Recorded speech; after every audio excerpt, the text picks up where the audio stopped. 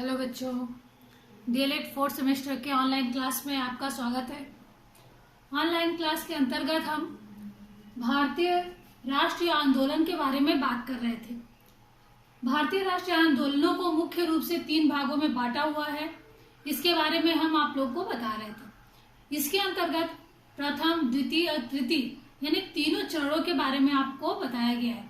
प्रथम चरण के बारे में हम बता चुके हैं कि प्रथम चरण यानी कि 1885 से 1885 से लेकर 1905 के अंतर्गत किन किन योजनाओं को लागू किया गया था, कौन से आंदोलन हुए थे, इसके बारे में पहले चर्चा हो चुकी है। द्वितीय चरण के अंतर्गत 1905 से लेकर 1919 के समय अवधि को रखा गया है। इसके अंतर्गत कौन कौन से आंदोलन हुए थे, इसके ऊपर भी चर्चा हो चुकी है। आज के टॉपिक में आज हम लोग बात करेंगे तृतीय चरण की। तो तृतीय चरण के अंतर्गत समय काल को हम रखे हैं कि 1919 से लेके 1947 यानी कि 1919 से लेके 1947 के समय अवधि के बीच में जिन जिन कार्यों को किया गया था, जिन आंदोलनों को किया गया था, इसके बारे में आज हम बात करेंगे। वह सब कुछ तृतीय चरण के अंतर्गत आता है। ये तृतीय चरण मुख्य रूप से स्वतंत्रता प्राप्त के ऊपर विशेष है, या फिर ऐसे कहा जाए कि इसका महत्वपूर्ण योगदान है। इस युग को गांधी युग यानी कि 1919 से लेकर 1947 के समय अवधि को हम गांधी युग के नाम से भी जानते हैं। गांधी युग के नाम से क्यों जाना जाता है? इसलिए कि इस समय गांधी जी दक्षिण अफ्रीका से वापस अपने वतन लौटे थे, यानी कि भारत आए थे। और उस समय यहाँ पे प्रथम विश्व युद्ध चल रहा था। यहाँ नहीं, मतलब पूरे विश्व में प्रथम विश्व युद्ध चल रहा था।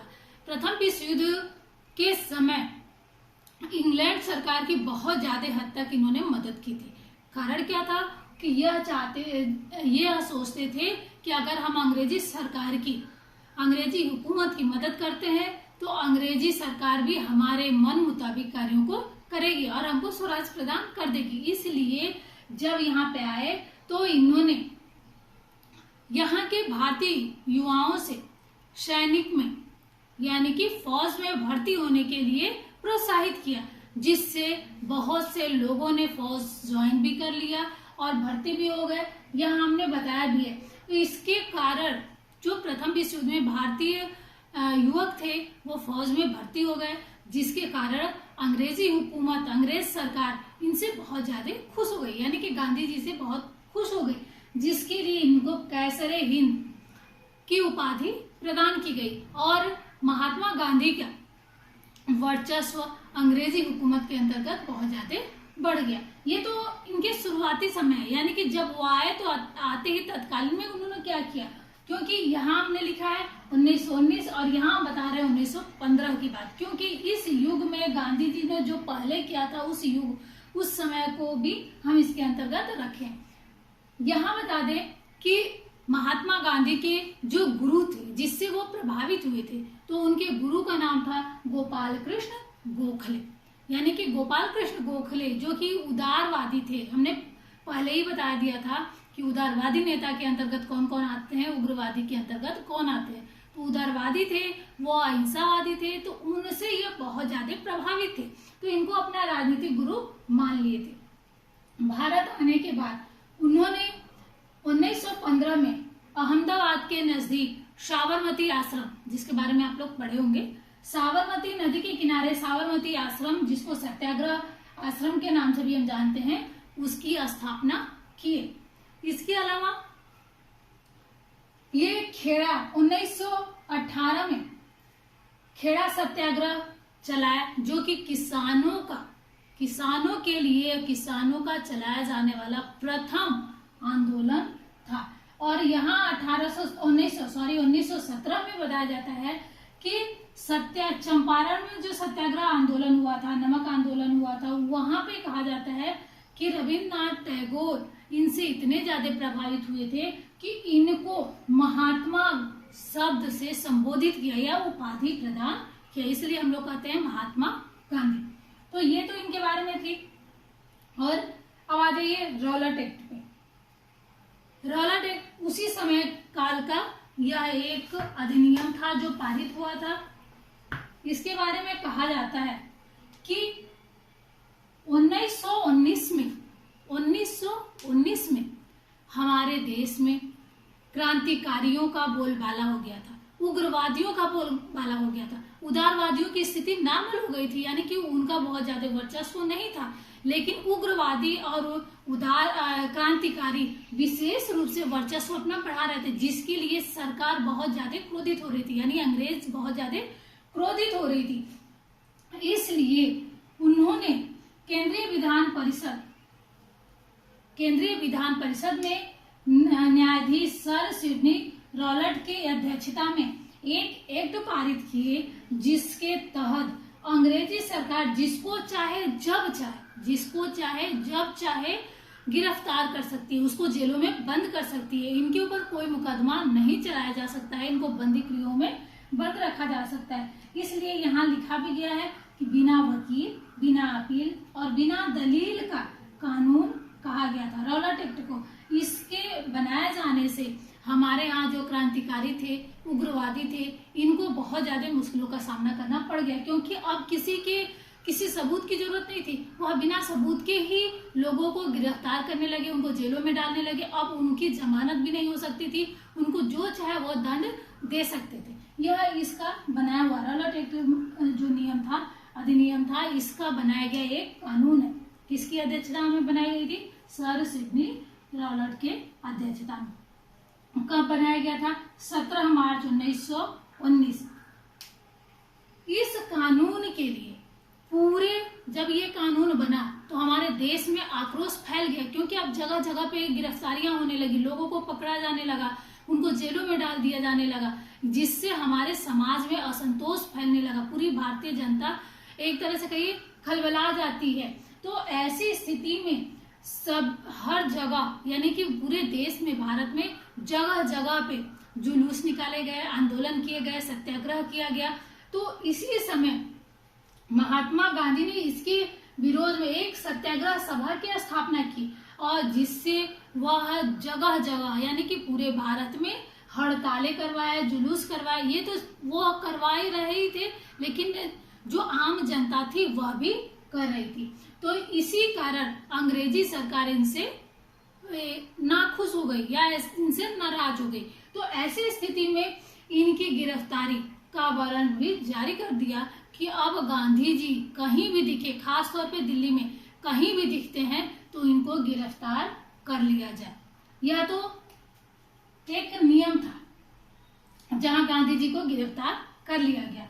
तो ये रॉलट एक्ट था। इस रॉलट एक्ट के बारे में अगर प्रश्न पूछा जाता है तो रॉलट एक्ट कब पारित हुआ था? तो 17 मार्च 1919 में। आपके बुक में अलग अलग दिया हुआ है।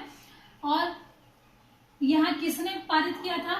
तो न्यायाधीश थे सर सिडनी रॉलट ने। इसका बिना वकील, बिना अपील और बिना दलील के कानून भी कहा जाता है। इसको काला कानून के नाम से भी संबोधित किया जाता है।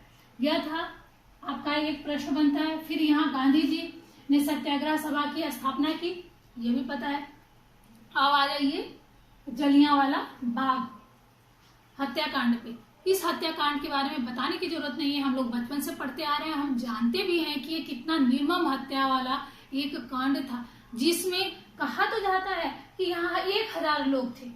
यह कहा जाता है कि इसमें सिर्फ और सिर्फ 1000 लोग ही मरे थे, लेकिन यह गलत है। यह बता दें आपको कि इसमें लाशों की गिनती कर पाना संभव नहीं था।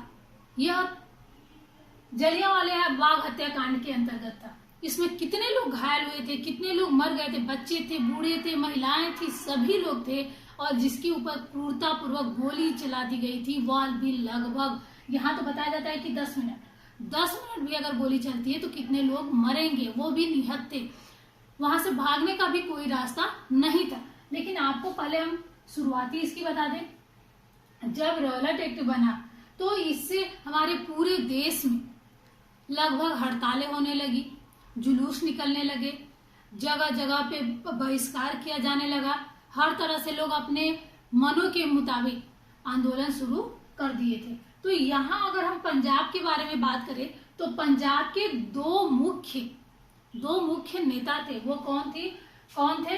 डॉक्टर किचलू और डॉक्टर सत्यपाल। ये दो बहुत लोकप्रिय नेता थे वहां के, पंजाब के।